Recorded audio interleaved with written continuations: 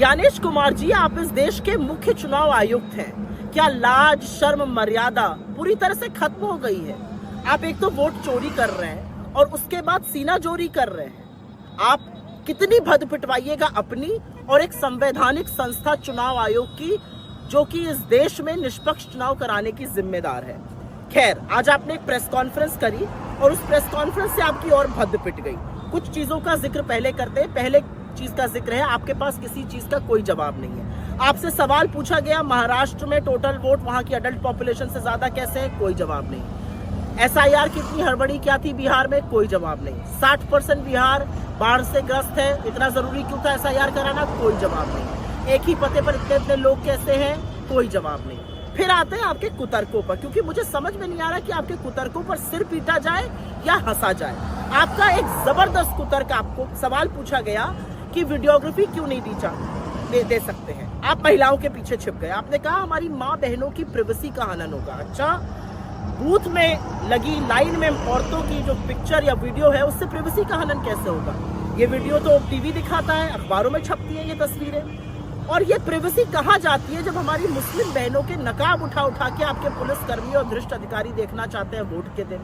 तो महिलाओं के पीछे मत छुपिए। दूसरा, आपसे सवाल पूछा गया, ये शून्य मकान कहाँ से आते हैं?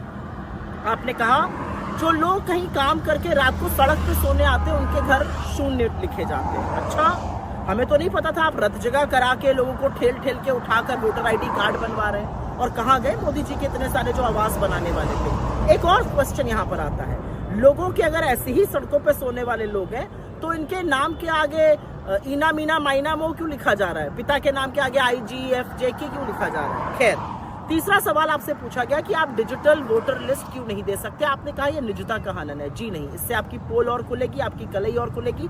आप डरते हैं इसलिए नहीं दे सकते। चौथा सवाल आपसे पूछा गया कि एक ही पते पर या एक व्यक्ति के इतने वोट कैसे? आपने कहा एक व्यक्ति के एक जैसे नाम बहुत सारे हो सकते हैं, इसमें क्या बुरी बात है?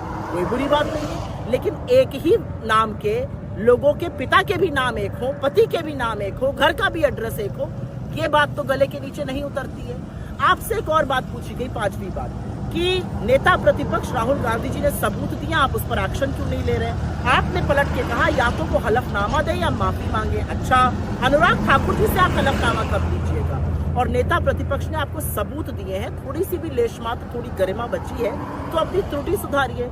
एक बड़ी बात कही गई, पूछा गया चुनाव आयोग वोट में हेरा फेरी क्यों कर रहा है? आपने पलट के कहा वोट चोरी और चुनाव आयोग से सवाल पूछना संविधान का अपमान है। जी नहीं, जो दिन दहाड़े लोकतंत्र की हत्या वोट चोरी करके आप कर रहे हैं, वो संविधान की हत्या, और वो हम होने नहीं देंगे। तो कुछ चीजें साफ है ना, आपके पास जवाब है और कुतर्कों की एक लंबी लिस्ट है। आप अपनी नाकामी का ठीकरा राजनीतिक दलों पर फोड़ने पर आमादा है कि उन्होंने कंप्लेन नहीं करी इसलिए ऐसी लिस्ट बन गई।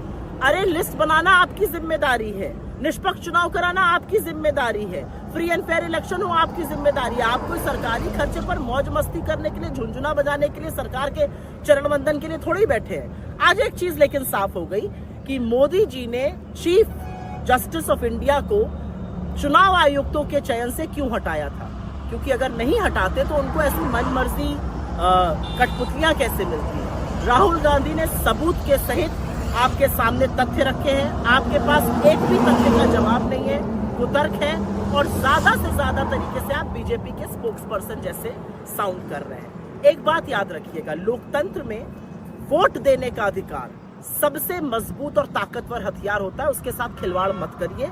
आपको इस देश के कानून का सामना करना पड़ेगा, आज नहीं तो कल करना पड़ेगा, क्योंकि ये देश अपने वोट के अधिकार के साथ वो खिलवाड़ बर्दाश्त नहीं कर सकता जो आप लोग करने पर आमादा हैं।